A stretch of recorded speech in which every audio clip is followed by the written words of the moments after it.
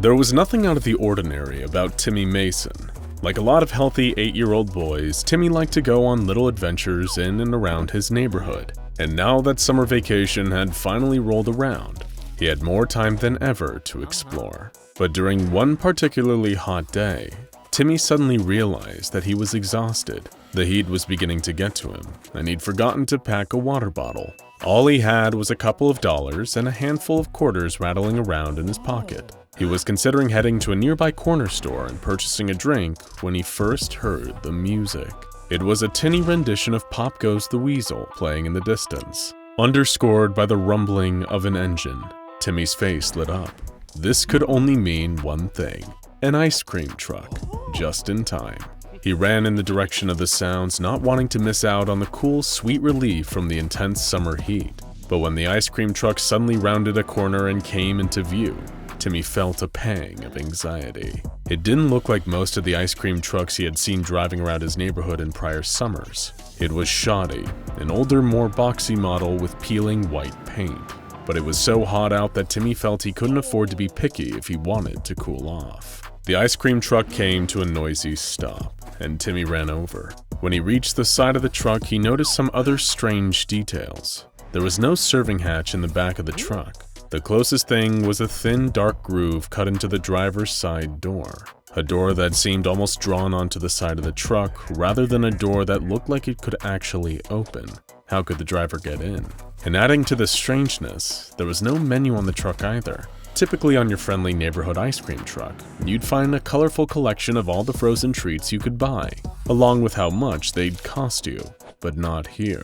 Timmy gulped nervously. He knew something was wrong here, but for some reason he couldn't seem to pull himself away. He cleared his throat, forced a polite smile, and said, "Can I get a green popsicle, please?" There was a strange rumbling noise inside the ice cream truck.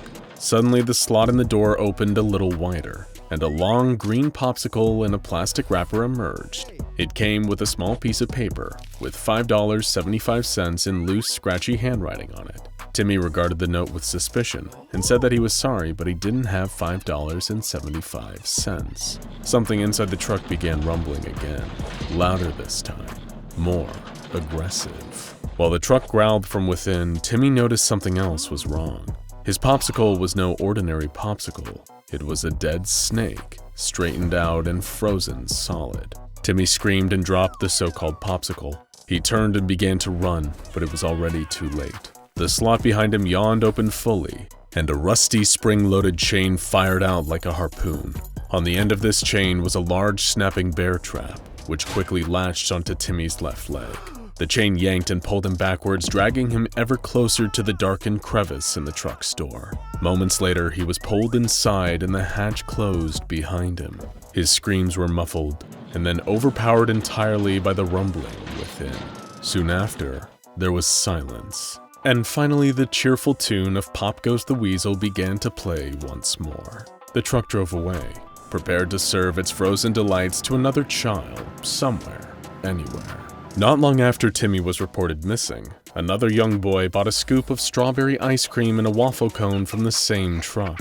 The boy's mother was horrified to find that this alleged ice cream was full of what seemed like blood and raw meat. Lab tests later confirmed that this gory ice cream was a perfect genetic match for poor, missing Timmy Mason. It didn't take long for the SCP Foundation to get involved, seeing as mysterious, horrifying deaths like this one were often the first sign of an anomaly's presence in the area, and they were able to quickly track down and isolate the rogue ice cream truck.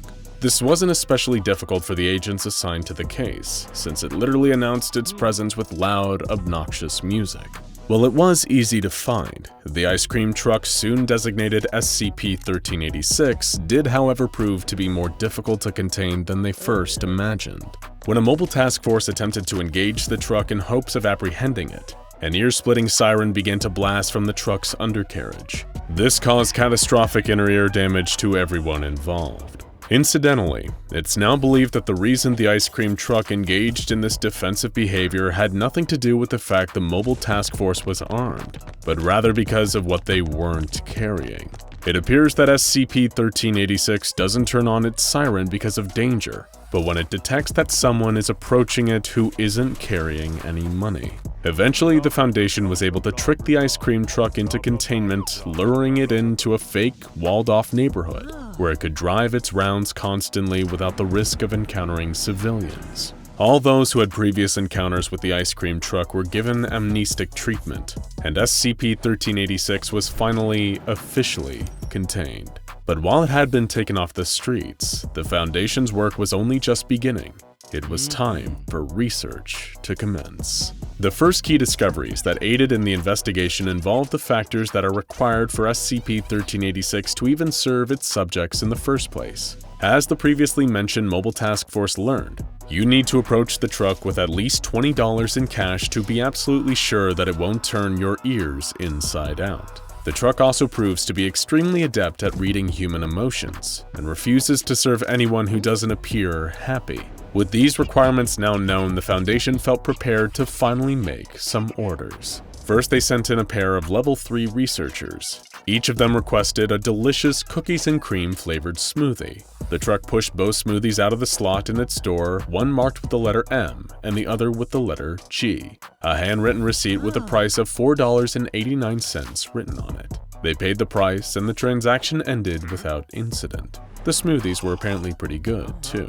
Next, one of the researchers returned, perhaps longing for another taste of SCP-1386's wonderful ice cream. This time he requested a Neapolitan ice cream sandwich. The truck rumbled for a moment before dispensing what seemed to be a ham and cheese sandwich with slices of tomato.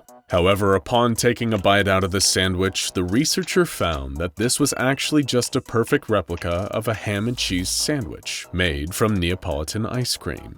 The receipt released from the slot simply said, "April Fools," before the truck drove away without even asking for any payment. The same researcher would return to the ice cream truck one more time, this time requesting a single scoop of vanilla ice cream in a waffle cone. It was provided to him without issue, and he happily paid the 72 cents the truck requested in return. The next test wouldn't go quite as swimmingly, by which we mean it caused a horrifying death. This time, a slightly more senior researcher wanted to perform a test on the ice cream truck. He asked for a peach-flavored push pop, which he received without issue. However, when he refused to pay the price, an admittedly steep $16, all hell broke loose. As he tried to walk away, the hatch opened a full 6 feet, releasing its large, rusty metal trap around the senior researcher. He was pulled into the truck, followed by a horrific rumbling noise. Not long after, the slot began to spew a stream of pink liquid for a solid 5 minutes, before driving away.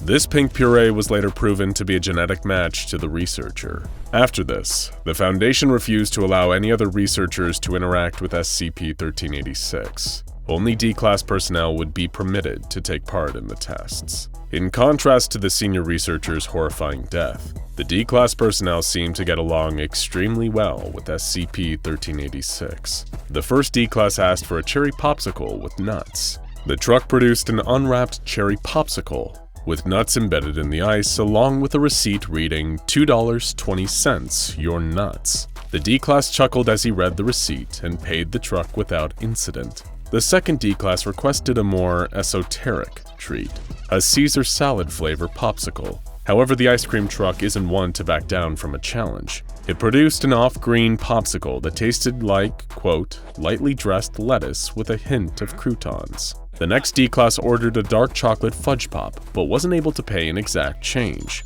He gave the truck $2 bills and was given a carefully wrapped package with a crude drawing of US currency on the front. When the package was opened, he saw that it contained the exact change he required down to the penny. He made an official request to the Foundation to keep the change, but his request was denied. The Foundation then pushed its D-Class personnel to ask for more complex constructions, just to see what SCP-1386 was capable of. The next D-Class asked for a Kinder Surprise egg, the kind which are banned in the US due to their history as being a choking hazard. However, the ice cream truck didn't have a hard time constructing the egg, except this one was made out of ice cream rather than chocolate. It did seem beyond the truck's capability to create the toy inside, instead including a small piece of paper reading, "I owe you one toy."